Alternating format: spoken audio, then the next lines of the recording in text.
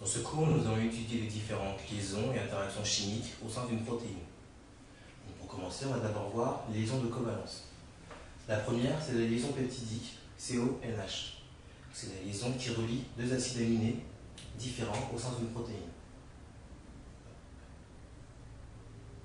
On a également la liaison carbone-carbone, CHCO, qui elle est une liaison qui est déjà présente dans l'acide aminé, mais qui contribue à former le squelette de la protéine. On a comme autre liaison également le pont disulfure, qui se fait entre deux cystéines avec un radical thiol. On voit ici une liaison pont disulfure. Enfin, la dernière, c'est le pont d'esmosine, qui se fait entre quatre lysines. On la retrouve de manière importante dans l'élastine. Et le pont d'esmosine est formé par une enzyme qu'on appelle lysine-oxydase. Ces deux liaisons, liaison peptidique et liaison carbone-carbone, sont des liaisons qu'on retrouve forcément dans toutes les protéines. Par contre, le pont disulfure et le pont d'esmosine sont des liaisons facultatives. Donc maintenant, les liaisons ioniques. Les liaisons ioniques sont des liaisons qui font intervenir les charges qu'on retrouve au niveau des acides aminés. Donc, lorsque les charges sont les mêmes, les acides aminés se répulsent.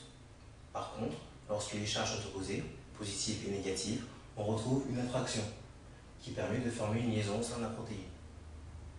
Donc ces liaisons ioniques dépendent donc du pH. Ensuite, on a les liaisons hydrogènes. Donc, on parle de liaison hydrogène lorsqu'on a un atome d'hydrogène qui est séparé de façon inégale entre deux atomes qu'on appelle électronégatifs, qui ont tendance à attirer les électrons vers eux. La première, ici on a un atome d'honneur qui va donner alors une liaison covalente entre l'atome électronégatif et l'hydrogène. Ici on aura une liaison plus faible qui n'est pas covalente. Donc, ces liaisons hydrogènes sont très faibles, mais comme elles sont nombreuses, elles permettent de compenser cette faiblesse et de stabiliser la protéine. On a également les forces de Van der Waals. Donc les forces de Van der Waals sont des liaisons entre deux atomes. Donc les atomes possèdent une distribution des électrons qui peut être fluctuante. Lorsqu'ils sont proches, il peut y avoir une attraction qu'on appelle force de Van der Waals. Enfin, les dernières liaisons sont les interactions hydrophobes. Donc on a vu qu'il y avait des acides aminés hydrophiles et des acides aminés hydrophobes. Les acides aminés hydrophobes vont alors s'associer entre eux pour pouvoir fuir l'eau. Donc, au sein d'une protéine globulaire, par exemple, on les retrouve en général au centre de la protéine.